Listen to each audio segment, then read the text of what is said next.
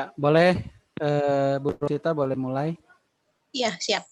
Ya. Selamat malam Bapak Ibu yang terkasih di dalam Tuhan. Kita akan memulai persekutuan doa pada malam hari ini. Kita bersyukur kalau malam ini kita boleh kembali berkumpul, diberikan kesehatan, kekuatan, semua itu hanya daripada Tuhan. Sebelum kita memulai, mari kita berdoa. Ya Tuhan, sungguh kami mengucap syukur kalau malam ini kami dapat dikumpulkan kembali di ruang Zoom meeting ini ya Tuhan untuk mengadakan persekutuan doa. Kiranya Tuhan yang menuntun dan memimpin kami dari awal sampai akhir. Terima kasih Tuhan Yesus, terpujilah namamu. Amin. Kita akan mendengarkan firman Tuhan, namun sebelumnya kita akan mendengarkan sebuah lagu, Bapa yang Mengasihiku.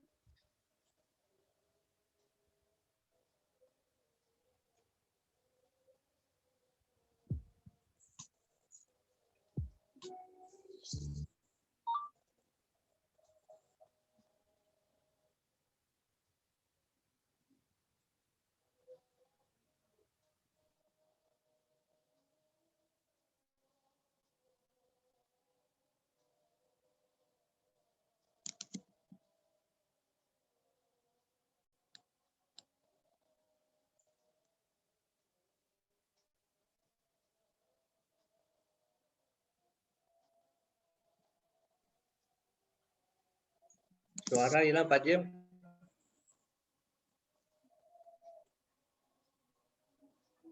Boleh lagunya Pak?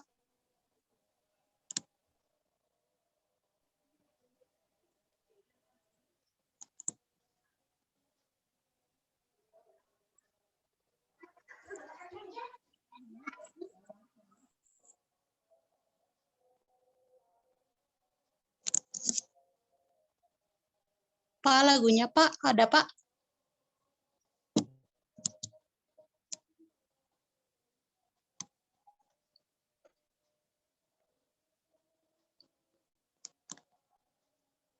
Bapa yang mengasihiku,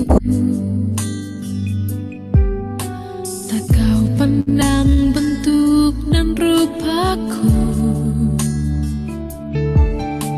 Engkau mengasihiku dengan sepenuh hati, tak pernah sama seperti dunia ini.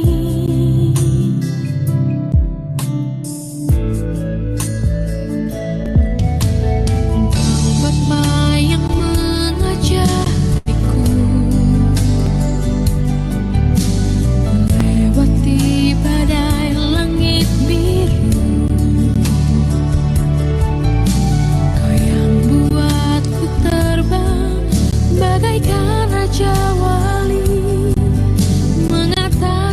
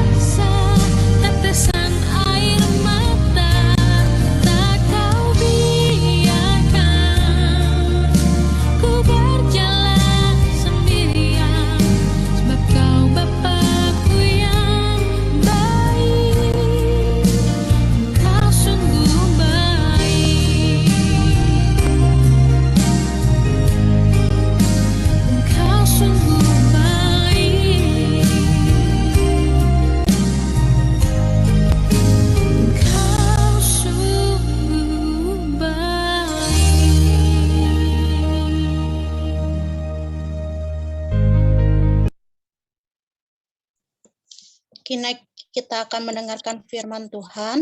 Firman Tuhan malam ini akan disampaikan oleh Bapak Pendeta Theophilus Sudari yang bertema Pekerja yang berkenan di hati Allah. Kami persilahkan waktu dan tempat.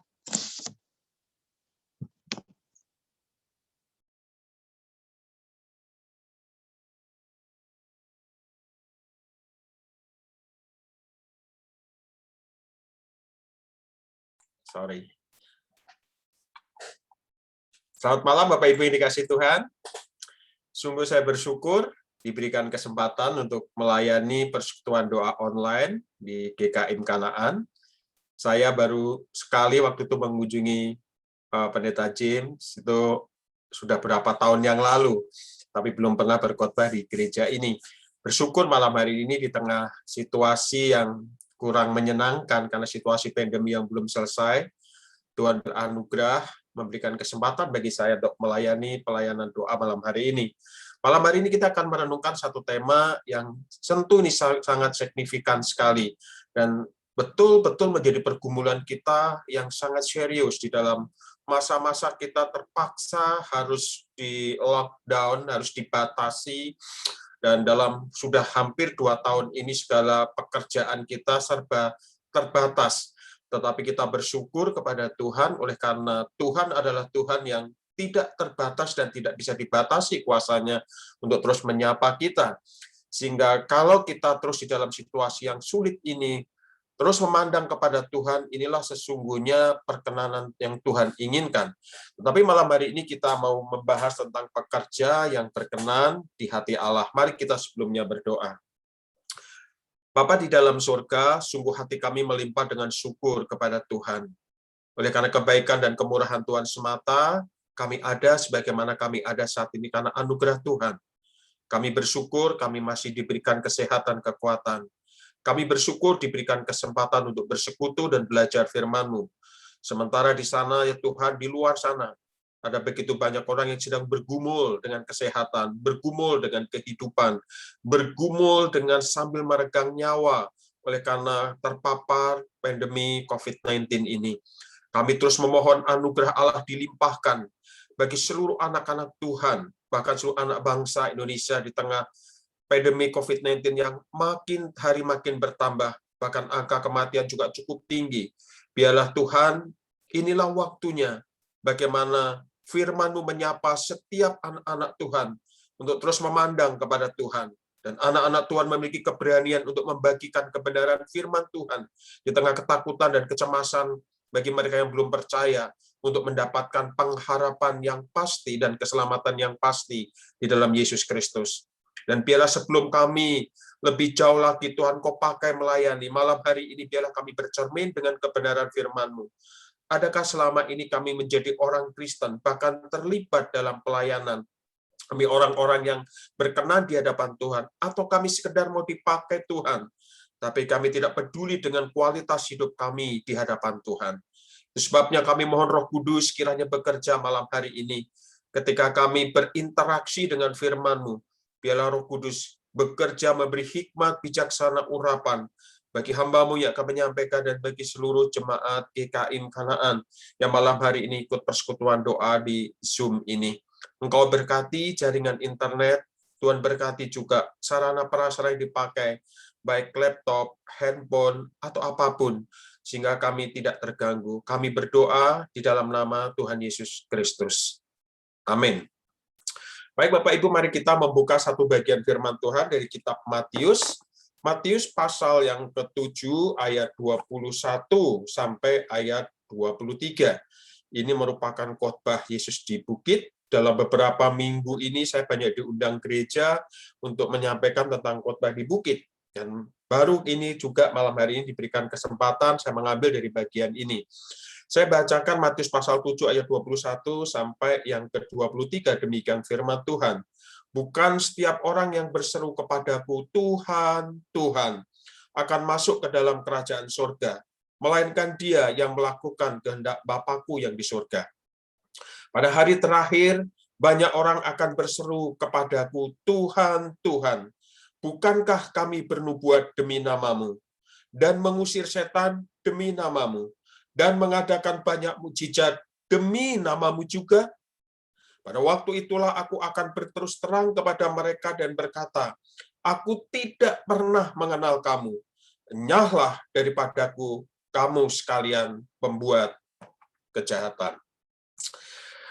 Bapak Ibu dikasih Tuhan, barangkali ada beberapa Bapak Ibu yang mengenal orang di depan yang saya tampilkan di layar handphone atau layar komputer ini.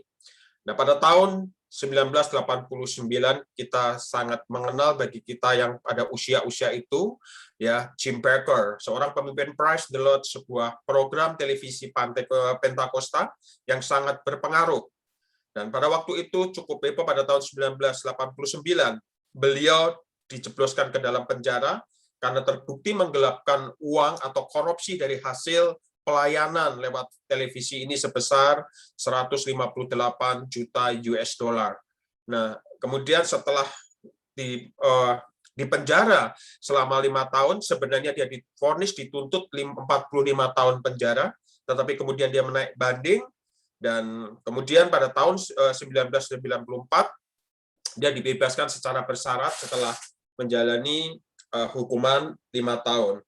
Nah, di dalam kasus persidangan itu rupanya Jim Bakker itu membongkar, di dalam sidang dibongkar gaya hidupnya yang begitu mewah, termasuk dia memiliki segala sesuatu yang serba mewah dengan 6 rumah mewah miliknya, dan bahkan dia memiliki anjing. Rumah anjingnya pun sangat mewah, diberikan AC dan sangat mewah sekali. Dan kemudian bukan hanya situ saja, di dalam persidangan ternyata Bakker juga terbukti berzina dengan sekretaris gereja yang bernama Jessica Hahn, dan karena untuk menutupi akan perselingkuhannya ini, dia menggunakan uang pelayanan itu dengan membayar kepada Jessica Hahn sebesar 250.000 US dollar. Nah, untuk menutupi perselingkuhannya ini. Yang saya mau katakan adalah Jim Bakker ini seorang yang dipakai Tuhan luar biasa, tetapi memiliki satu kehidupan yang sangat gelap. Sehingga setelah 5 tahun di penjara, kemudian dia menulis buku, dan saya sempat membelinya pada waktu itu. Bukunya cukup mahal sekali dengan judul, buku itu adalah I Am Wrong, I Am Wrong. Di dalam satu kesaksian itu dia mengatakan bahwa apa yang dia buat selama ini salah.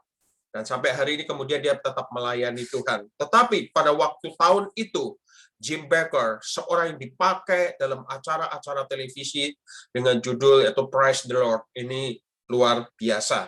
Nah, saya ingin mengungkapkan kasus yang lain, yaitu pada bulan November tahun 2006. Saya masih ingat pada waktu itu kita cukup dikagetkan karena seorang pendeta yang sangat besar, pendeta yang biasanya tergabung dalam partai konservatif yang ada di Amerika, itu dipaksa mengundurkan diri dari posisi gembala sidang senior dari gereja New Life di Colorado Springs yang beranggotakan 14.000 jemaat, yaitu di dalam kasus homoseksual. Nah, sebenarnya kasus ini terbongkar cukup unik sekali karena pada waktu itu kalau tidak salah sedang ada kampanye-kampanye, dan Ted Haggard sedang memberitakan firman Tuhan. Dalam satu kampanyenya di gereja, dia mengatakan bagaimana dia sangat membenci yang namanya homoseksual atau gay. Nah, pada waktu dia mengutarakan itu, salah satu teman kencannya yaitu Mike Jones. Mike Jones ini tidak lain adalah pelacur gay, seorang pelacur gay. Ya, kemudian dia maju ke depan dan membongkar bahwa dia adalah pasangan homo daripada Ted Haggard ini. Nah, saudara, kita kenal Ted Haggard ini di kalangan partai Republik, itu di sana cukup dipakai luar biasa, disegani karena dengan jumlah jemaat yang cukup banyak. Dan bukan hanya itu saja, ternyata bahwa Ted Haggard ini bukan hanya melacur dengan orang-orang gay, tetapi dia juga dikatakan memiliki hubungan sesama jenis dengan seorang anggota jemaat yang tiap minggu itu rutin ibadah di gereja tersebut. Nah, saudara, sekali lagi yang saya mau katakan bahwa Ted Haggard ini, kalau kita melihat dengan perkembangan jemaat yang 14.000 dan sangat disegani di kalangan gereja Injili, gereja konservatif yang ada di Colorado Springs, Amerika Serikat, maka kita akan kaget kok bisa kehidupannya seperti itu. Dan kalau saya mau ungkapkan, ada begitu banyak contoh-contoh lain, dan yang terakhir adalah kira-kira 2 tahun yang lalu di Indonesia sangat dikagetkan seorang pendeta yang memiliki pelayanan yang cukup luas di Surabaya. dan memiliki pelayanan pada fokus pada keluarga, dibongkar oleh karena pendeta ini ternyata pedofil, bahwa dia mengencani anak sekolah minggunya sampai anak sekolah itu minggu itu dewasa, dan kemudian pengadilan memvonis dan akhirnya pendeta ini dipenjara. Nah, saudara, yang saya mau katakan, melihat contoh-contoh yang ada ini, mungkin kita bisa berkata di dalam hati, ya pantaslah mereka itu dipenjara. Kan memang terbukti bersalah. Jelas mereka akhirnya harus menerima perbuatannya, mengunduh perbuatannya, mendapat ganjarannya. Nah, mungkin kita membela diri, saya bukan mereka. Kalau saya, pelayanan saya baik-baik saja. Saya masih dipakai Tuhan sampai hari ini. Misalnya saya masih berkhotbah, saya masih mengajar sekolah minggu, saya masih menjadi pengurus gereja. Dengan kata lain, saya masih dipakai Tuhan hingga sekarang. Berarti saya bukan seperti Ted Haggard atau seperti Jim Bakker tadi. Jamie Bakker. Bukan. Tunggu dulu. Apakah kita betul seperti itu? Barangkali kita tidak melakukan seperti yang dilakukan baik oleh Jim Bakker maupun Ted Haggard atau pendeta yang saya katakan di Surabaya tadi. Tetapi pertanyaannya, apakah kalau kita sampai hari ini masih dipakai Tuhan, masih melayani Tuhan, masih terlibat di dalam aktivitas gereja, apa secara otomatis kita juga berkenan di hadapan Tuhan? Ternyata pelayan Tuhan ada juga yang hidup di dalam kepribadian ganda. Dalam ibadah gereja, pelayan Tuhan bisa memuji nama Tuhan dengan bergairah. Akan tetapi di luar gereja sebaliknya. Memang seolah semuanya aman-aman saja. Toh sampai hari ini kita masih bisa melayani, masih beribadah, masih mengurus ini itu. Namun sekali lagi pertanyaannya, apakah benar seperti itu? Apakah kita cukup dipakai oleh Tuhan, tetapi kita tidak pernah mempertanyakan, apakah sungguh saya orang yang berkenan di hadapan Allah?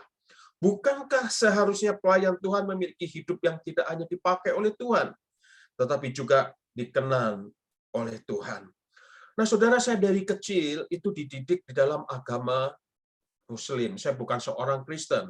Papa saya seorang penerjemah Al-Quran. Kakek nenek saya seorang khatib di masjid. Dia seorang pengkhotbah di masjid. Dan saya dari kecil dididik bagaimana saya menjalankan agama dengan ketat. Bahkan segala bentuk tuntutan agama harus dijalankan dengan rapi. Misalnya, saya ketika harus mengaji, membawa Al-Quran itu nggak boleh ditenteng. Harus ada di atas kepala. Harus di atas kepala saya. Karena itu untuk membuktikan bahwa saya menghormati. Sehingga segala sesuatu yang saya lakukan penuh dengan disiplin. Puasa 30 hari nggak boleh bolong. Saya sholat 5 kali nggak boleh bolong. Semuanya saya lakukan. Tetapi saya tidak pernah mempertanyakan apakah yang saya lakukan itu berkenan di hadapan Tuhan. Tuntutan saya hanyalah supaya saya pertama, bahwa saya itu bisa berkenan di hadapan orang tua saya. Yang kedua, saya memperkenan tuntutan agama saya. Nah, apa sih artinya berkenan di hadapan Allah? Nah, kata berkenan, kalau kita mau perhatikan, nah, kata berkenan di dalam bahasa Alkitab, di dalam Perjanjian Lama, bahasa Ibrani itu pakai kata ratshah, yang di dalam bahasa Inggris diterjemahkan itu to be pleased with, atau before favorable to, yang menunjukkan perasaan yang bergembira, suka, senang terhadap sesuatu.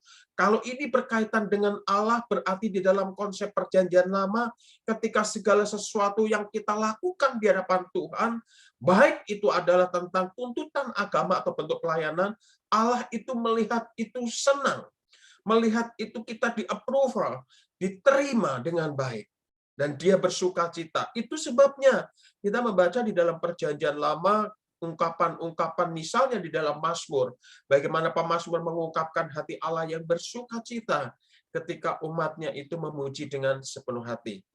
Nah, di dalam Perjanjian Baru itu menggunakan beberapa kata yang saya tidak sebutkan sih terlalu banyak ya. Saya hanya sebutkan kedua, yaitu eudokeo, yang berartinya to prefer, Jushrader, dan juga arti yang kedua adalah telo, yang memiliki arti to desire, to love, yang memiliki arti ketika saya melakukan segala bentuk tuntutan Tuhan atau panggilan Tuhan, Tuhan sungguh sangat prefer dengan apa yang saya lakukan.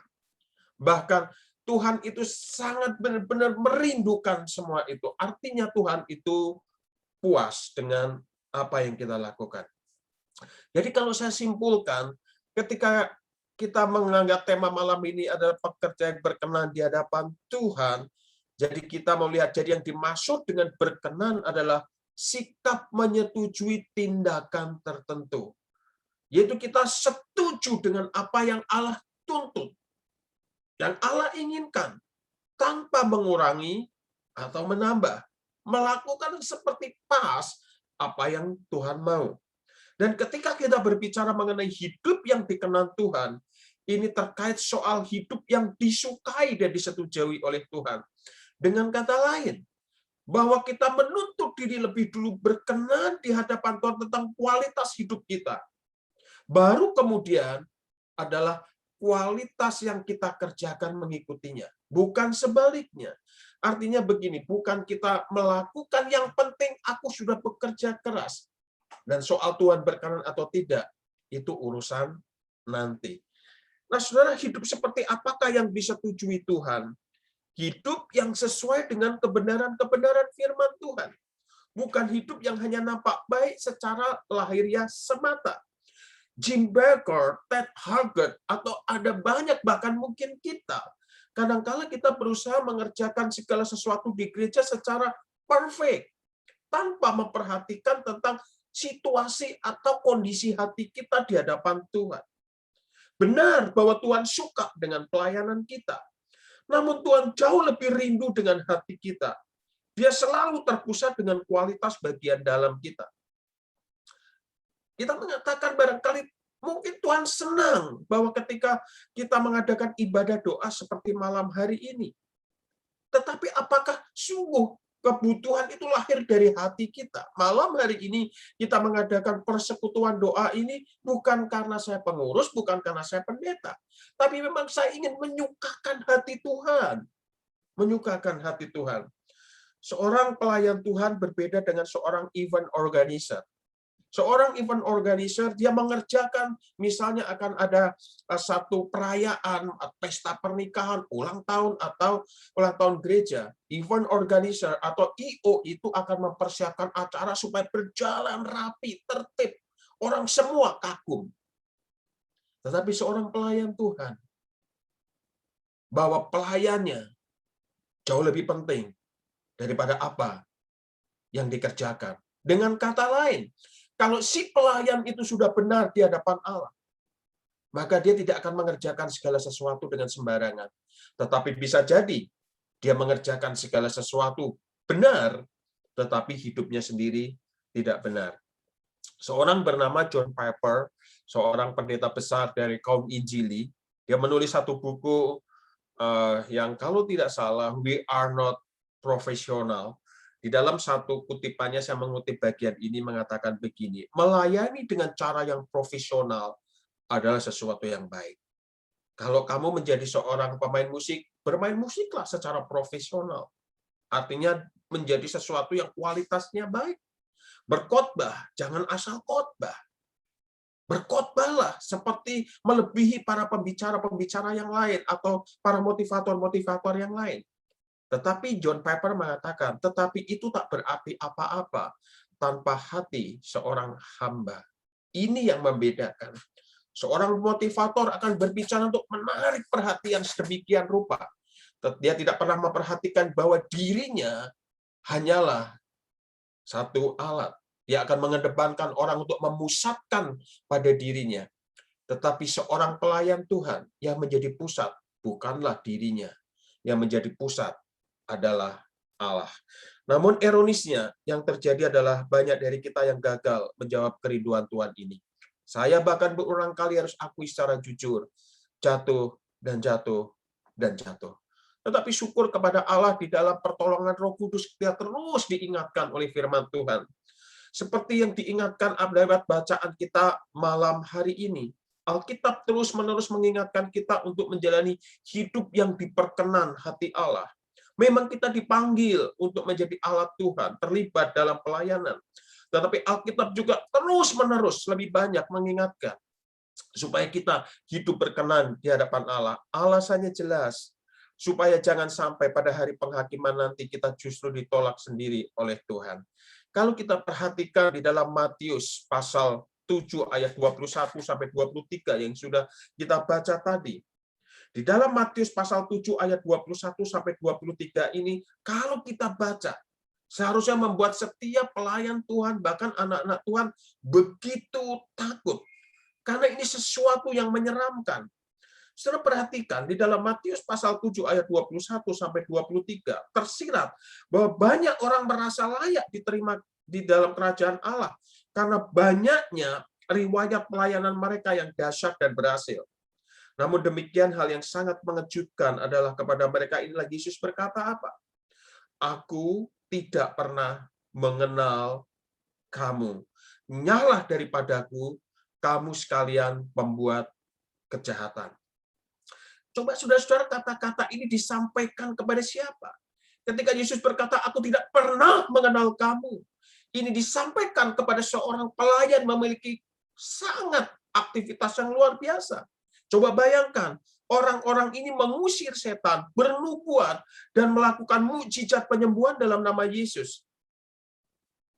Tetapi Yesus mengatakan mereka ini pembuat kejahatan dan ditolak oleh Yesus. Barangkali kalau ditanya saya bukan seorang yang berkhotbah sangat baik. Saya bukan seorang pembuat mukjizat. Nah, saya mungkin bukan seorang ahli ngusir setan. Walaupun sekali-kali juga mengusir. Tetapi kalau dibandingkan dengan apa yang disampaikan oleh Tuhan Yesus ini, jelas orang ini luar biasa. Tetapi Yesus berkata, aku tidak pernah mengenal kamu. Jadi saudara-saudara, jadi bisa jadi seorang bisa dipakai Tuhan dengan dahsyat, tetapi tidak diperkenan oleh Allah. Contoh yang saudara bisa saksikan di depan ini, kalau saudara membaca di dalam Bilangan 20 tentang kisah Musa dan bangsa Israel di padang gurun, ketika kehabisan air, di sana ada langkah yang berbeda antara apa yang diperintahkan Allah dan apa yang dilakukan oleh Musa. Allah memerintahkan supaya Musa hanya berkata kepada bukit batu itu. Tetapi Musa, karena kemarahannya, memukul bukit batu itu dengan tongkatnya. Memang hasilnya sama. Hasilnya sama, air banyak keluar, masalah kehausan selesai. Dan perhatikan, di mata bangsa Israel, Musa adalah seorang pahlawan. Kalau kita perhatikan Musa setelah membuat mukjizat, dan orang-orang ini begitu senang karena masalahnya terselesaikan. Bukankah ini yang seringkali menjadi satu koreksi bagi kita, para pelayan Tuhan? Ketika segala bentuk kegiatan pelayanan kita itu memuaskan jemaat, jemaat merasa senang dengan apa yang kita buat. Tetapi pertanyaannya tunggu dulu. Apakah Allah juga senang seperti jemaat ini senang? Seringkali ketika saya habis berkhotbah, ketika diundang di beberapa gereja, lalu jemaat ketika bersama-sama mengatakan, Pak, terima kasih untuk khotbahnya hari ini, dahsyat sekali, luar biasa, saya diberkati. Pada waktu yang sama, justru kadang-kala saya berpikir, apakah Tuhan juga sama mengucapkan seperti yang jemaat ini katakan? Saudara, perhatikan di dalam bagian ini, bahwa di mata bangsa Israel, Musa adalah pahlawan. Tetapi Allah tidak terkesan dengan apa yang dibuat oleh Musa. Dia tidak setuju dengan tindakan Musa. Allah sama sekali tidak terkesan dengan apa yang dilakukan Musa. Bahkan Allah menganggap apa yang dilakukan Musa sebagai ketidaktaatan dan pelanggaran terhadap kekudusan Tuhan, yang akhirnya membuat Musa tidak diizinkan masuk ke tanah perjanjian. Inilah awal Allah tidak mengizinkan Musa masuk ke tanah perjanjian. Hanya gara-gara dia pukul batu itu. Sebenarnya cukup punya alasan dia mukul batu itu. Karena dia sudah capek dengan jemaatnya ini Israel. Yang terus-menerus menggerutu protes, dan protes. Sebabnya ini juga menjadi peringatan bagi gereja, Bapak Ibu. Jangan sampai gembala sidangmu Pendeta Jaime menjadi marah karena tuntutan-tuntutan melakukan satu tindakan. Jangan sampai. Sebenarnya Musa punya satu alasan yang kuat. Dan Allah harusnya memaklumi. Tetapi sekali lagi Allah adalah Allah yang tidak pernah kompromi dengan bagian ini. Maka pertanyaannya, jika bukan efektivitas atau hal-hal yang dibuat dalam pelayanan, lantas apa yang Allah pakai untuk mengukur seorang pelayanan Tuhan itu berhasil? Apa yang membuat seseorang pelayanan itu berkenan di hadapan Allah? Apa yang menjadi tolak ukur seorang pekerja Tuhan itu diperkenan Tuhan? Jikalau bukan apa yang dia buat ketika dia melayani, adalah hal lain yang dirindukan yang Allah rindukan untuk seorang pekerja yang Tuhan yang sedang dilakukan. Matius pasal 7 ayat 21 di sana tertulis, yaitu melainkan dia yang melakukan kehendak Bapakku, yaitu berbicara tentang diri orang itu. Jadi hal ini tidak sesederhana taat dan pengakuan di mulut saja dalam konteks khotbah di bukit. Melakukan kehendak Bapa adalah tentu menghidupi kesalehan yang bersumber dari kehidupan persekutuan terus-menerus dengan Tuhan. Siapa diri Anda dan bukannya apa yang Anda lakukan yang berarti bagi Allah, yaitu siapa diri Anda. Melakukan kehendak Allah jauh lebih penting daripada melakukan apa yang menjadi jadwal kita. Kalau dengan kata lain, saya katakan demikian. Mengusir setan, bernubuat tidak sama dengan melakukan kehendak Allah. Melakukan mukjizat tidak sama dengan melakukan kehendak Allah. Maka melakukan kehendak Allah itu apa? Kalau kita perhatikan, melakukan kehendak Allah, melakukan kehendak Bapa adalah menjalani suatu kehidupan yang kudus. Menjalani satu kehidupan yang kudus. Sekarang kita mulai melihat mengapa firman Tuhan menitik beratkan kekudusan. Karena menjalankan suatu kehidupan yang kudus menunjukkan bahwa Yesus adalah sesungguhnya Raja atas kehidupan kita. Inilah ajaran Alkitab. Jadi seperti saya katakan tadi, siapa diri Anda? Bukannya apa yang Anda lakukan yang berarti bagi Allah. Saya mengatakan ini sebagai peringatan bagi kita. Yang berpikir bahwa menyibukkan diri melakukan kegiatan gereja membuktikan bahwa kita ini orang Kristen yang baik, orang Kristen yang taat dan setia. Jika kita berpikir dengan cara ini, kita belum mengerti bahwa pertama-tama Allah ingin melihat siapa diri kita sebenarnya di hadapan Allah. Kita barangkali berpikir dengan melibatkan diri dalam banyaknya kegiatan, maka kita menjadi orang Kristen yang baik. Tetapi tunggu dulu, kalau saya boleh katakan, barangkali kita sangat sibuk, tetapi seperti apa kita itu? Semua aktivitas itu membuat kita tampak seperti seorang Kristen sejati di luar. Tetapi siapakah kita di dalam? Apakah itu memperkenan hati Allah?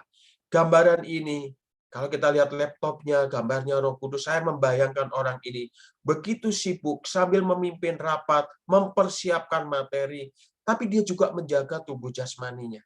Begitu sibuk. Orang melihat mereka dia seorang pelayan Tuhan yang luar biasa. Luar kelihatan seperti itu. Tetapi apakah di dalam itu bagian daripada ketaatan dia di hadapan Allah? Maka berbicara mengenai hidup yang berkenan, Tuhan Yesus adalah teladan kita selama pelayanan di bumi. Setelah Yesus dibaptis, pada waktu itu juga langit terbuka, kalau kita perhatikan. Langit terbuka dan Roh Allah seperti burung merpati turun ke atas Yesus. Lalu terdengar suara dari surga. Inilah anakku yang kukasihi, kepadanya lah aku berkenan.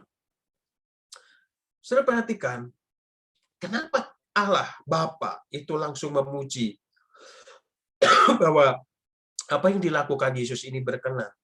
Kalau memperhatikan kesibukan pelayanan Tuhan Yesus itu luar biasa. Dalam kesibukan pelayanan di bumi, Yesus memang sangat sibuk. Tetapi Alkitab mencatat, contohnya Markus pasal 1 ayat 35. Yesus tidak melupakan persekutuannya dengan Tuhan. Yesus memiliki waktu-waktu untuk berelasi dengan Allah Bapa di surga. Sekalipun sepanjang malam, dia melayani sampai larut pagi. Di dalam Markus pasal 1 ayat 35 jelas pagi-pagi benar. Ketika orang semua belum tidur, dia membuka diri di hadapan Allah Bapa yang mengutusnya. Waktu-waktu doa Yesus memampukan dia untuk setia menjaga kepercayaan Allah Bapa yang dia berikan kepadanya. Ketika Allah mengutus Yesus turun ke bumi menjadi manusia, sengsara dan mati di kayu salib demi menebus dosamu dan dosaku. Di dalam seluruh pekerjaannya itu, Yesus selalu mengutamakan kehendak Bapa daripada kehendak dirinya. Kalau dia ingin melakukan kehendak dirinya, sudah pasti salib itu tidak akan pernah diambil. Ketika dia bergumul di dalam doanya di Getsemani, dia tetap mempertanyakan, aku memang tidak sanggup mengangkat salib ini, menanggung beban berat ini. Tetapi bukan kehendakku, tapi kehendak Bapa yang jadi. Yesus begitu mentaati kehendak Bapa. Mengapa Yesus sanggup setia melakukan semua itu? Karena ia menghormati dan mengasihi Allah Bapa. Sudah saya percaya kalau kita para pelayan-pelayan Tuhan sangat mengasihi Allah, sangat menghormati Allah, maka saudara-saudara kita tidak akan pernah berani meninggalkan persekutuan-persekutuan pribadi dengan Allah. Bahkan saudara, yang selalu menjadi ironi, saya sudah melayani Tuhan lebih dari 25 tahun secara full time. Saya memperhatikan persekutuan doa selalu menjadi sesuatu yang dihindari oleh banyak pelayan-pelayan Tuhan. Dan alasannya memang masuk akal. Karena tidak ada waktu. Tetapi bukankah itu sebenarnya tanda daripada melayani Tuhan melalui dirinya dibanding mengerjakan aktivitas-aktivitas yang lain. Banyak pelayan Tuhan yang mengaku kalau ia melayani Tuhan, tetapi sesungguhnya ia sedang melayani dirinya sendiri. Karena baginya yang penting dia nyaman. Soal Tuhan suka dan tidak suka, nanti dulu. Baginya orang menilai apa yang dia kerjakan itu berhasil. Suka Tuhan tidak suka, itu nanti dulu. Baginya adalah kemuliaan, itu bagi dirinya. Bahkan kalaupun dia mau fair dengan Tuhan, kemuliaan bukan bagi dia. Kemuliaan bagi dua. Sehingga jangan heran ketika pelayanan kita, kegiatan kita, aktivitas kita tidak dihargai oleh sesama rekan pelayanan. Kita menjadi marah. Karena baginya penghargaan dari rekan itu jauh lebih penting daripada penghargaan dari Tuhan. Nampaknya melayani, tetapi tujuannya sendiri yang jadi sasaran, bukan tujuan Tuhan. Cara yang dipilih adalah caranya sendiri, bukan cara Tuhan.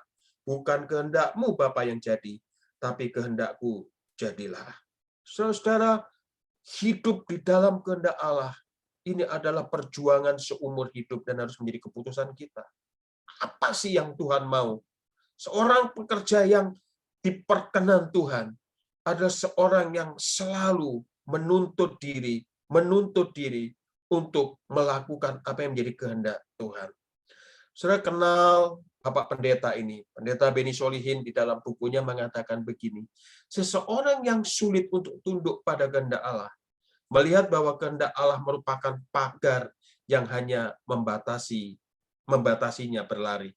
Dia mau mengatakan begini, jikalau orang itu lebih senang di dalam pelayanannya, mengedepankan keinginan dirinya, kehendak dirinya, dan tidak menuruti kehendak Allah, baginya mengikuti aturan-aturan Allah itu justru akan menghambat untuk dia terus berkarya, bekerja. Jadi melakukan kehendak Allah itu membatasi gerak-geriknya gitu.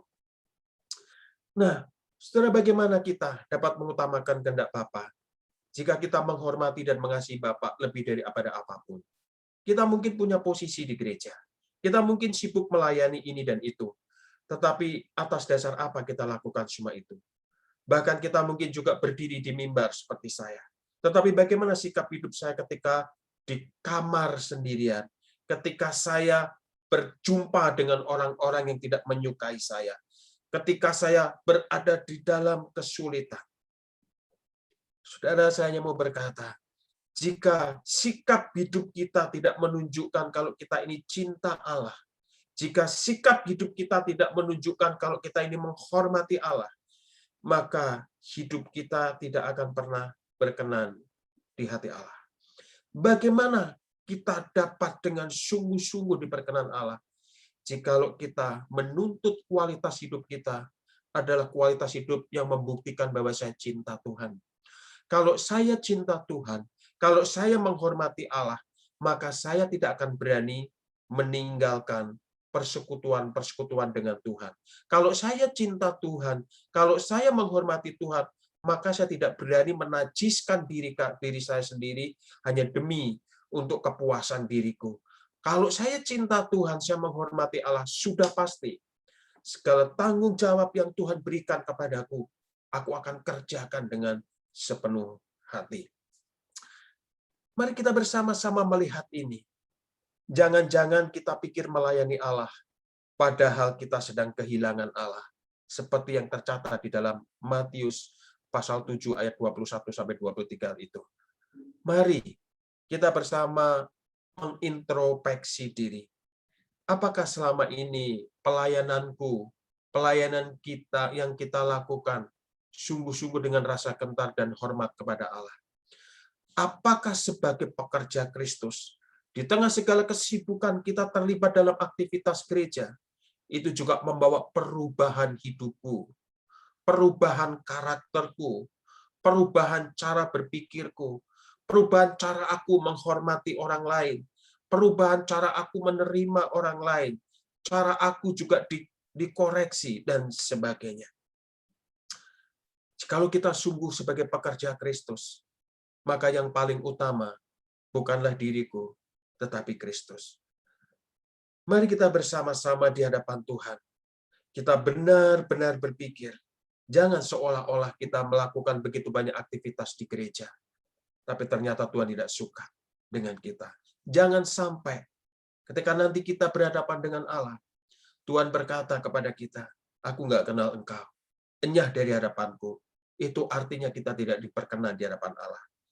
Mari malam hari ini, Tuhan memberikan tugas dan tanggung jawab yang begitu besar kepada kita.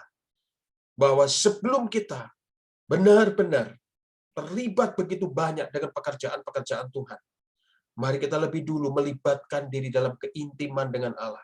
Terus memperbaiki dan mengoreksi diri di hadapan Tuhan. Pada waktu kita cinta Tuhan sungguh-sungguh, kita menghormati Allah sungguh-sungguh, dan kita sungguh-sungguh menjalankan kehendak Allah, maka kualitas pelayanan kita tidak akan biasa-biasa. Karena Allah yang luar biasa itu sudah memperlengkapi kita dengan kuasanya yang luar biasa. Mari saya hanya ingin menutup pada malam hari ini. Mari kita bersama bertanya di dalam diri kita. Aku ingin menjadi pelayan Tuhan seperti apa? Aku ingin menjadi pekerja Tuhan seperti apa? Menjadi pribadi yang dipakai Tuhan, atau menjadi pribadi yang dipakai Tuhan dan berkenan di hadapan Tuhan. Jangan hanya puas kita dipakai gereja. Jangan hanya puas kita mengerjakan tanggung jawab kita, posisi kita semacamnya berhasil. Tetapi kita tidak berhasil menyenangkan hati Tuhan. Tidak berhasil melakukan kehendak Tuhan. Kiranya firman Tuhan malam hari ini sungguh memampukan kita untuk semakin bercermin di hadapan Tuhan. Sehingga ketika waktu itu tiba, kita berhadapan dengan Tuhan. Tuhan bisa berbicara kepada kita. Hai hambaku yang baik dan setia, mari bersama-sama dengan aku. Bukan satu tamparan, Tuhan tidak kenal kita. Padahal kita ada di dalam gereja, sibuk di dalam gereja, melakukan banyak aktivitas di hadapan Tuhan. Bukan efektivitas yang utama yang dicari Allah, tetapi kualitas hidup kita sebagai pekerja Allah. Karena kualitas hidup pekerja Allah yang berkenan di hadapan Tuhan, dia akan makin efektif dipakai Tuhan. Tuhan memberkati. Mari kita berdoa.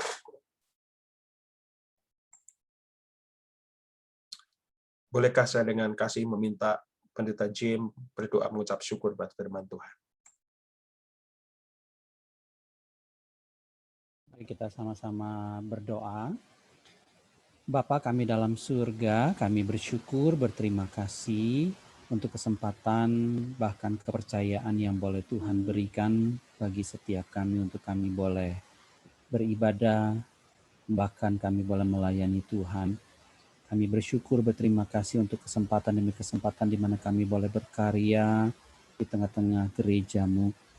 Dan biarlah Tuhan yang boleh mengajari setiap kami, supaya kami boleh mempunyai motivasi bahkan tujuan yang baik dan benar di hadapan Tuhan, yang berkenan di hati Tuhan, sehingga Tuhan boleh menerima setiap apa yang kami boleh kerjakan di dalam setiap tugas tanggung jawab pelayanan kami, baik di gereja Tuhan, baik di rumah kami pribadi lepas pribadi, ataupun di tempat pekerjaan, ataupun dimanapun Tuhan percayakan kami.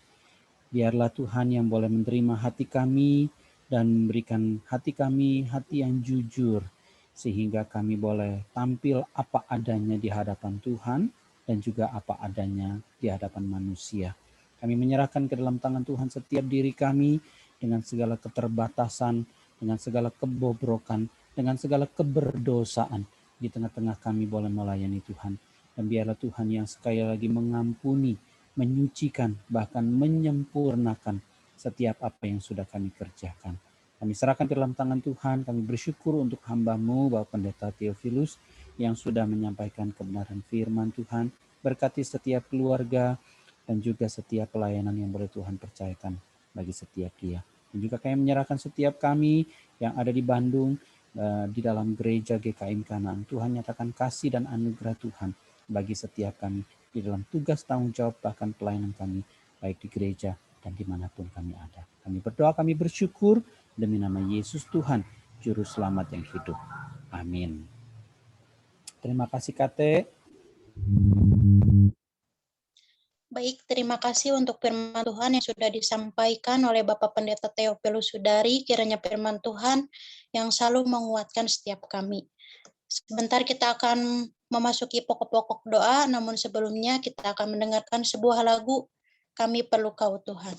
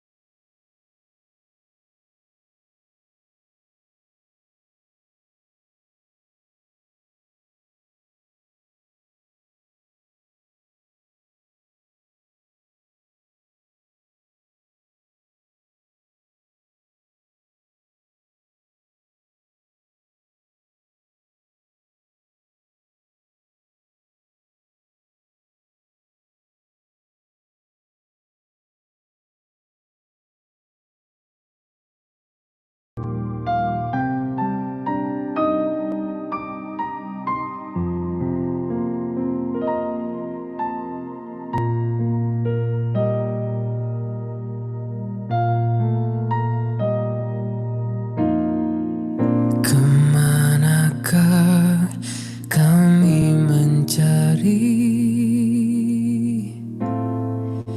kasih sejati? Kemanakah kami berseru saat badai datang menderu? Yang kami tahu hanya Kau yang mampu pulihkan segala sesuatu.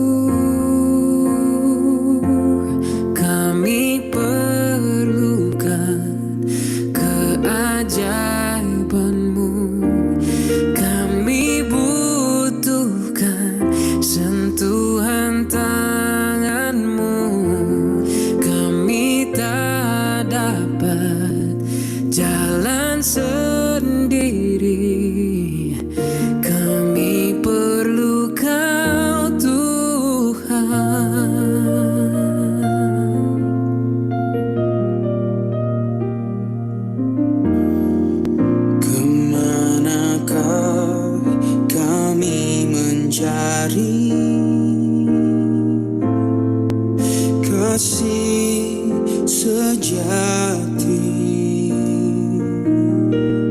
Kemanakah kami berseru saat badai datang menderu? Yang kami tahu hanya Kau yang mampu pulihkan segala sesuatu. Kami perlukan keajaiban-Mu. Kami butuhkan sentuhan tangan-Mu.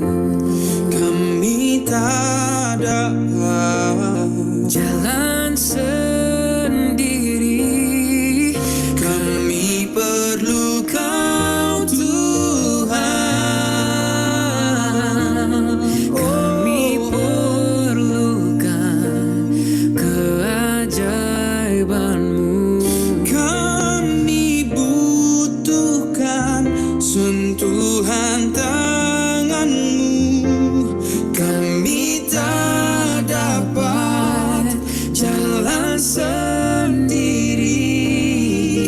Kami perlu Kau, Tuhan.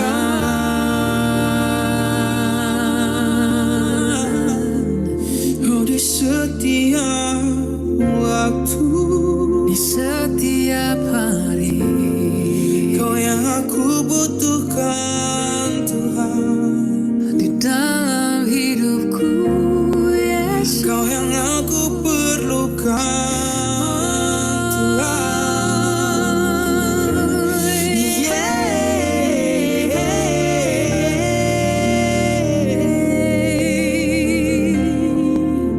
tiada yang lain. Oh, Engkau selalu besertaku. Oh, tak ada yang seperti-Mu, Tuhan. Hanya Kau yang kami andalkan. Hanya Kau yang ku percaya, Tuhan. Hanya Kau, hanya Kau. Satu-satunya yang ku andalkan. Satu-satunya yang ku percaya. Engkau sumber kekuatan, sumber pengharapan, sumber kedamaian.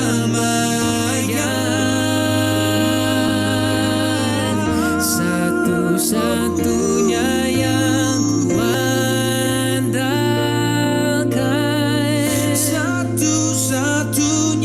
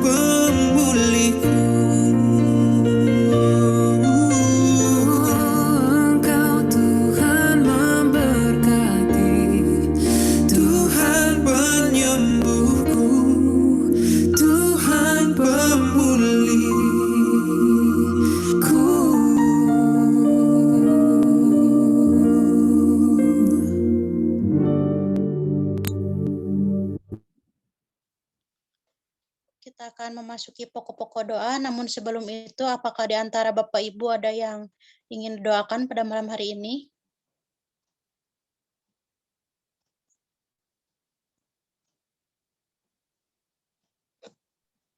Rosita, selamat malam. Malam, Bu. Boleh bantu di dalam doa nanti untuk acara lamaran anak kami, Yohan dan Dea, yang seharusnya akan dilaksanakan tanggal 11 Juli. Jadi rencana mundur tanggal 17 Juli. Jika memang Tuhan kehendak dan Tuhan mengizinkan untuk dilaksanakan tanggal 17 Juli di Solo, agar kami semua juga dalam keadaan sehat, untuk segala sesuatu dapat dipersiapkan dengan baik, perjalanan juga di dalam pimpinan penyertaan tangan Tuhan. Itu doanya. Iya, siap. Terima kasih. Sama-sama. Apakah ada yang lain?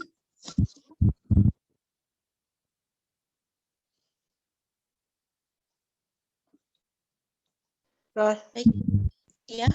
besok saya mau operasi katarak, tolong bantu doa ya supaya jangan kena COVID gitu kan, di itu teh ngeri ya. Iya. Satu ruangan 6 orang. Iya. Siap. Kita bantu doa ya nanti ya. Besok Makasih. sore. Ya, apakah ada lagi?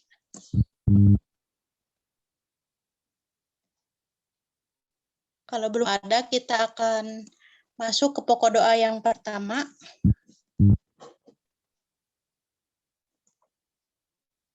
Untuk pokok doa yang pertama, mari kita bersyukur. Mari kita bersyukur karena Allah memelihara kita dengan sempurna, dan kita bersyukur karena di dalam Tuhan kita bisa menyerahkan seluruh kekhawatiran kita. Untuk pokok doa yang pertama ini, kami minta dengan kasih Ibu Panatua Kristinawati Elias untuk membawakannya. Ya. Bapak Ibu, Bapak kami yang di surga, syukur dan terima kasih kami hadirmu ya Tuhan. Karena kami sampai saat ini masih berikan kehidupan ini, dan kami bersyukur kepada Tuhan atas anugerah dan kemurahan daripada Tuhan bahwa dalam kehidupan kami, khususnya selama masa pandemi ini, memberikan kepada kesehatan, kekuatan, dan kesempatan bersatu dalam Tuhan pada hari ini. Kiranya Tuhan senantiasa melindungi dan membimbing kami setiap waktu di dalam setiap langkah dalam hidup kami. Bersyukur kepada ya Tuhan, sebab kasih setia Tuhan yang terus melimpah atas hidup kami setiap hari. Dan Tuhan, ampunilah segala dosa-dosa dan kesalahan sering kami lakukan, baik itu dalam perkataan, baik itu dalam pikiran dan perbuatan kami, sehingga kami seringkali mendukakan hati Tuhan. Biarlah kami dapat senantiasa menyerahkan hidup kami pada saat sekarang yang akan datang, agar kami berada hidup seterusnya. Inilah doa dan permohonan dan ucapan syukur kami. Kami serahkan semuanya hanya ke dalam nama-Mu saja. Di dalam nama Yesus kami serahkan doa ini. Amin. Terima kasih ya Bu. Sama-sama Ita. Untuk pokok doa yang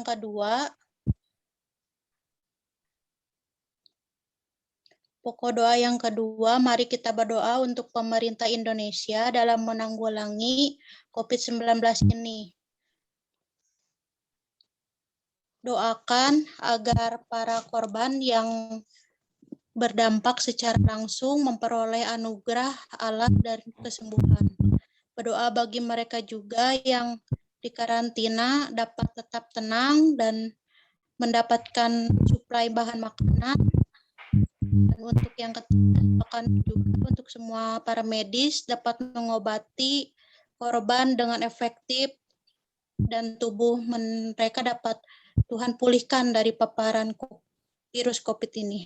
doakan bagi mereka yang membutuhkan oksigen juga. Untuk pokok doa yang kedua ini kami minta dengan kasih Bapak Panatua Hernadi Tansil untuk membawakannya. Ya.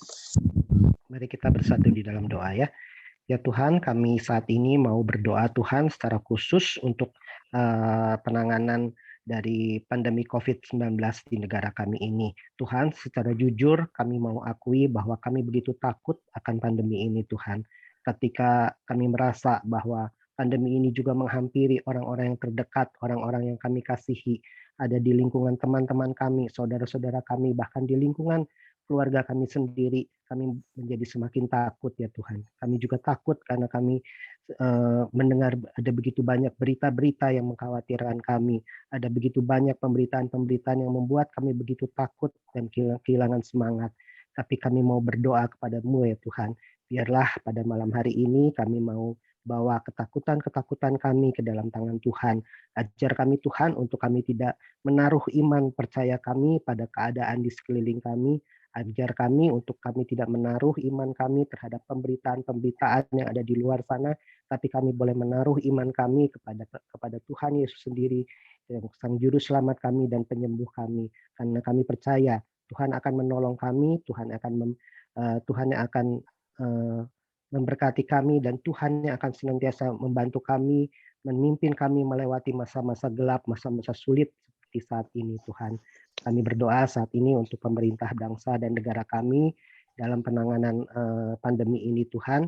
Biarlah Tuhan yang akan memberikan hikmat kepada pemerintah bangsa kami ini. Kalau saat ini sedang dijalankan PPKM mikro darurat di Jawa dan Bali, dan juga dia ada di beberapa tempat, biarlah Tuhan yang akan tolong sehingga pemerintah boleh melakukannya dengan baik, dan kami berdoa untuk kesadaran seluruh masyarakat ya Tuhan, agar mereka juga boleh taat kepada peraturan-peraturan yang telah ditetapkan Tuhan, sehingga pandemi ini boleh terkendali, dan pandemi ini Tuhan boleh terus kasusnya boleh semakin menurun ya Tuhan.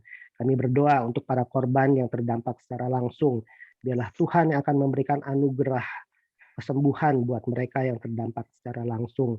Untuk mereka yang saat ini ada di rumah sakit, biarlah Tuhan yang akan tolong, Tuhan akan memberikan kekuatan khusus kepada mereka, sehingga mereka juga boleh memperoleh ketenangan, sehingga mereka memperoleh pengobatan yang terbaik, sehingga mereka Tuhan boleh disembuhkan tepat pada waktunya. Dan kami berdoa bagi mereka yang saat ini sedang melakukan isolasi mandiri di rumah atau di tempat-tempat khusus, biarlah Tuhan juga akan memberikan ketenangan kepada mereka.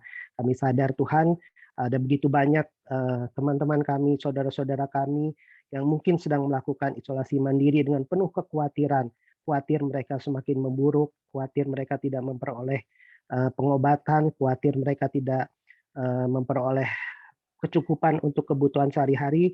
Biarlah Tuhan yang akan tolong memberikan kepada mereka ketenangan, Tuhan yang akan memberikan kepada mereka suatu iman percaya kepada Tuhan, bahwa Tuhan akan senantiasa menolong mereka. Tuhan pakai untuk gereja-gereja dimanapun berada Tuhan, agar boleh menjadi saluran berkat, sehingga mereka boleh memperhatikan para keluarga-keluarga yang saat ini sedang melakukan isolasi mandiri, baik itu di rumah atau di tempat-tempat lain, sehingga gereja Tuhan boleh benar-benar berdampak, boleh mereka rasakan akan berkat Tuhan yang mereka rasakan melalui bantuan dari gereja-gereja dimanapun berada, termasuk gereja kami ini ya Tuhan. Kami serahkan untuk setiap mereka yang terdampak secara kesehatan ke dalam tangan Tuhan. Kami juga berdoa untuk para medis. Kami sanggup mengucap syukur ya Tuhan untuk para medis yang sudah Tuhan sediakan bagi kami, untuk setiap tenaga kesehatan, untuk setiap dokter, untuk setiap para peneliti yang saat ini begitu tanpa jerih lelah untuk membantu, untuk merawat, untuk menyembuhkan, untuk mengobati, untuk semua yang terdampak dari COVID ini ya Tuhan. Kami berdoa untuk perlindungan khusus kepada mereka ya Tuhan, sehingga ketika mereka melakukan tugasnya, ketika mereka melakukan pelayanannya, Tuhan akan memberikan perlindungan khusus kepada mereka, sehingga mereka tidak sampai tertular ya Tuhan, sehingga mereka boleh terus dipakai sebagai tangan, sebagai sarana bagi Tuhan untuk mereka boleh menyembuhkan, memulihkan mereka yang terdampak dari COVID-19 ini. Kami juga berdoa Tuhan untuk ketersediaan oksigen. Kami berdoa terus kalau saat ini Tuhan ada begitu sulit orang untuk mendapatkan oksigen, kalaupun ada harganya itu begitu mahal. Kami berdoa Tuhan untuk pemerintah, biarlah Tuhan yang akan tolong. Kalau kami bersyukur kalau saat ini mulai dilakukan langkah-langkah sehingga oksigen itu Tuhan boleh terus diperoleh Tuhan. Kami berdoa untuk distribusinya, kami berdoa untuk pabrik-pabrik yang memproduksi oksigen, biarlah Tuhan yang akan tolong sehingga semuanya Tuhan itu boleh tercukupi, sehingga setiap mereka yang membutuhkan itu boleh memperoleh oksigen sehingga mereka boleh terselamatkan. Terima kasih Tuhan, kami mau serahkan untuk pandemi ini ke dalam tangan Tuhan, karena kami percaya Tuhan yang berdaulat, Tuhan yang akan memberikan kasih-Mu kepada bangsa dan negara ini, Tuhan, kepada seluruh dunia ini, dan kami percaya pada suatu saat nanti kami akan melihat akan kebesaran Tuhan, akan pertolongan, akan tangan Tuhan yang akan menolong kami semua untuk melalui masa-masa sulit seperti ini. Terima kasih, di dalam nama Yesus Kristus kami sudah berdoa dan mengucap syukur. Amin. Amin. Terima kasih Pak Hernadi. Untuk Yuk, sama-sama. ya, mendoakan jemaat GKIM Kanaan yang agar gereja juga dapat menolong, memberikan bantuan baik dalam doa, kebutuhan pangan, dan juga obat-obatan.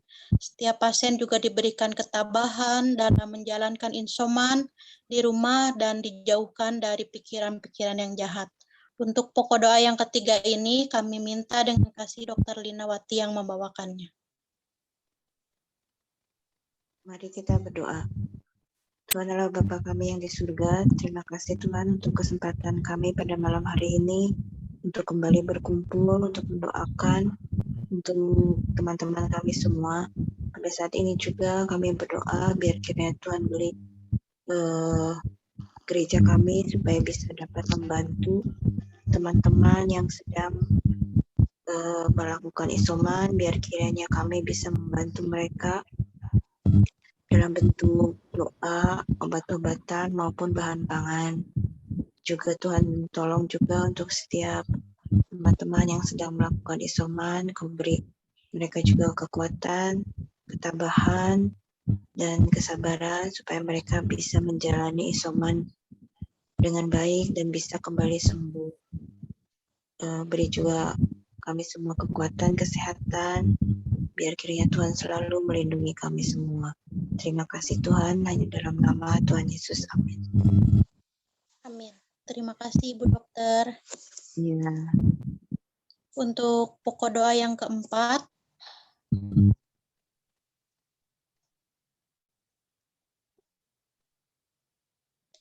kita berdoa untuk jemaat yang sakit, jemaat lansia, berdoa bagi diri kita dan keluarga kita agar kita tetap berjalan dalam kekuatan Allah, mengasihi sesama serta melakukan kebaikan kepada semua orang. Doakan agar kita memakai kesehatan kita untuk melayani Tuhan.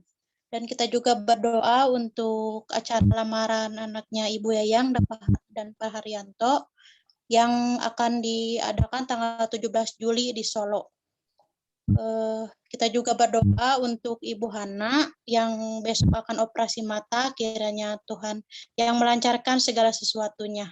Untuk pokok doa ini, sekalian doa penutup, kami minta dengan kasih Bapak Pendeta Jimmy membawakannya.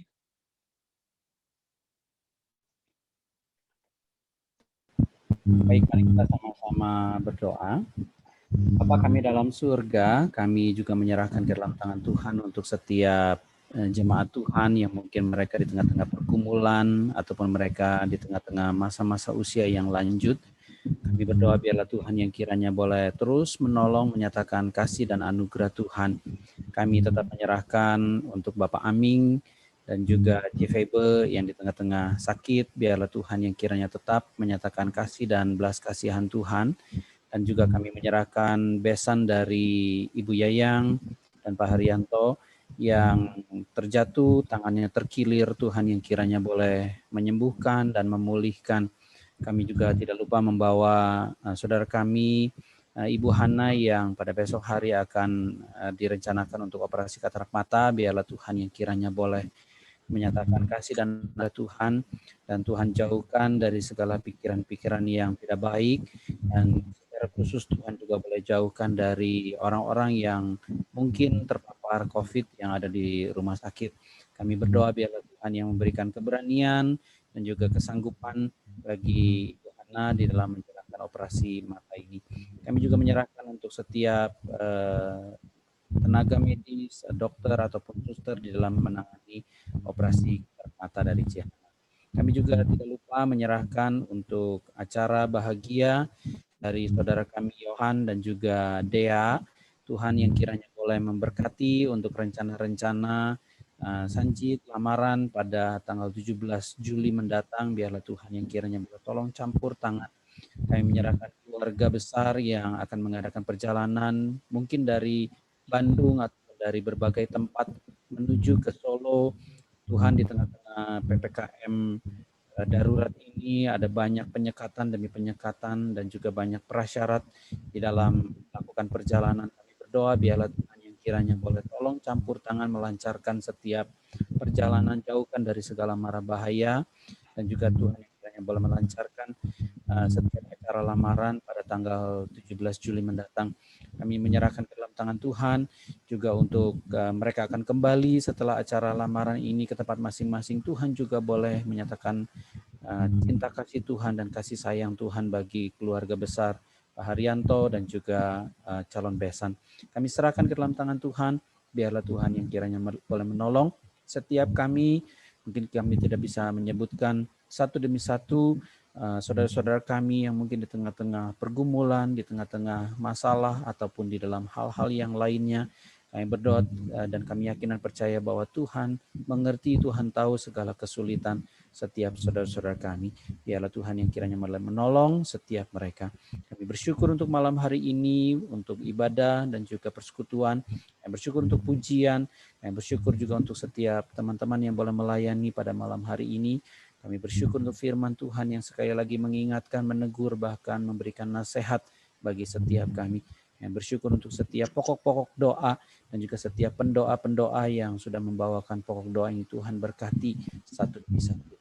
Kami menyerahkan malam hari ini, istirahat kami biarlah Tuhan memberkati sehingga kami boleh disegarkan pada besok hari untuk boleh melakukan pekerjaan, pelayanan, dan juga setiap tugas tanggung jawab yang Tuhan percayakan untuk hormat kemuliaan nama Tuhan. Biar berkat dan anugerah Tuhan boleh tercurah bagi setiap kami. Di dalam nama Yesus, Tuhan Juru Selamat yang hidup, kami berdoa, kami bersyukur. Amin. Terima kasih Pak Jem. Terima kasih teman-teman semuanya. Oke, makasih semuanya. Tuhan berkati, sehat-sehat. Terima kasih Pak Teofilus. Pak Theo, terima kasih. Terima kasih untuk kesempatan melayani. Terima kasih buat firman-Nya, Pak Theo. Amin. Terima kasih kemudian teman-teman pelayanannya Pak Teofilus. Tuhan berkati ya pelayanannya. Terima kasih Pak Ernadi. Tuhan berkati. Tuhan berkati semuanya. Terima kasih Pak Jib. Terima kasih Pendeta Pak Theo yang telah melayani pada malam hari ini. Thank you, Kung. God bless. Memberkati. Pak Tio ini, Marga Tio kayaknya dari Sulawesi Utara ya, Pak? Saya dari Jawa, dari Semarang. Oh, Pak ada Marga Tio ya. Kalau Marga Tio saya tahunya dari Manado ya. Gitu. Iya, saya pernah melayani di Manado 5 tahun. Oh, gitu. Iya, istri saya orang Bangka Belitung. Oh iya. Iya. Istrinya sekarang, Pak Cim yang orang Manado. Iya benar. Sekarang di mana pelayanan Pak? Ya saya kebetulan pas mulai COVID ini saya sedang tidak bergabung dengan gereja. Jadi tadinya ada rencana mau lanjut studi malah COVID. Jadi setelah 25 tahun pelayanan ya seperti khotbah tadi ada banyak hal yang saya harus udah letih secara rohani harus benar diisi lagi gitu. Jangan sampai ditolak saya oleh Tuhan gitu ya. 25 tahun saya nggak pernah cuti, nggak pernah apa, jadi sibuk sekali. Gitu. Dan sekarang dikasih cuti nih hampir 2 tahun sama Tuhan. Mungkin Cuma ke ya, depan bisa gabung sama Pak Jim, Pak. ya. Mungkin ke depan bisa gabung sama Pak Jim, Pak. Amin. Ke depan mungkin bisa bergabung sama Pak Jim. Iya, saya sebulan sekali ke Bandung. Ada melayani di Lembang. Ada ngajar sama khotbah di gereja namanya Gereja Pantai Costa Karismatik di Indonesia. Yang khotbah orang Reform. Oh, bisa ya? Mereka terima ya, Pak ya? Iya, justru mereka sekarang sedang ada kelas pembinaan seperti ini para pelayan karena goalnya akan punya Bible training dan salah satu pengajarnya saya. Bersyukur bahwa mereka mulai dibukakan. Jadi saya baru pulang kemarin 10 hari di sana. Baru pulang. Saya nggak berani kontak Pak Jim takut diomelin jemaatnya. Jadi sedih. Berarti 10 hari tinggal di sana, Pak? Iya, saya nggak berani keluar-keluar. Tinggal di rumahnya pendeta itu. Jadi di pastori gitu, jadi lebih aman. Terus pelayanannya fisik, Pak? Atau itu lewat online? Jadi mereka cuma 12 orang yang sedang dimuridkan. Jadi ya pakai masker aja, jaga jarak di dalam gereja gitu. Karena ini 12, mereka kan punya sekolah itu di Manado. Nah, mau rencana buka di Lembang. Jadi ini kayak dari pilot project gitu. Ini pilot project gitu. Iya. Kalau tinggal sih di Jakarta, Pak ya? Saya tinggal di Jakarta. Gitu. Saya tinggal di Jakarta, lama pelayanan di gereja sama Pak Jim dulu, Ling Liang Fang. GSRI saya hampir 20 tahun. Iya, 18 tahun saya di sana. Tapi lebih lama waktu jadi Muslim, lebih lama. Oh ya? Iya. Tuhan beranugerah. Tahun berapa, Pak? Boleh tahu Bapak bertobat, Pak? Tahun berapa, Pak? Saya bertobat itu kelas 3 SMP, dan setelah bertobat itu satu keluarga harus tinggalkan kampung itu. Jadi yang bertobat itu papa dulu. Papa, mama, lalu kemudian saya terakhir. Kakak saya yang nomor satu tuh masih suka dakwah lewat musik. Iya, jadi pemusik, jadi kadang-kala ya kalau ini suka diskusi, makanya dia sangat awasin saya jangan sampai jadi pendeta materialistis gitu. Karena dia lihat pendeta-pendeta yang itu kan, dia selalu ngomong. Jadi dia terus ingetin saya itu.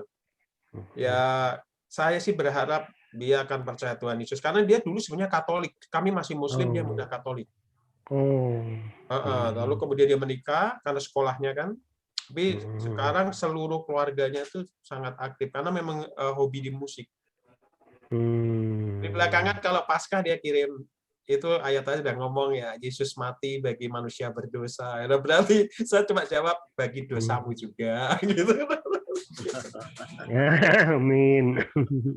Jadi keluarga besar. Itu keluarga bertobat dari penginjilan, Pak. Jadi kalau cerita pertobatan, jadi cerita pertobatan gini. Penginjilan dari mana? Papa saya itu punya kakak, yaitu tentara itu udah jadi Kristen.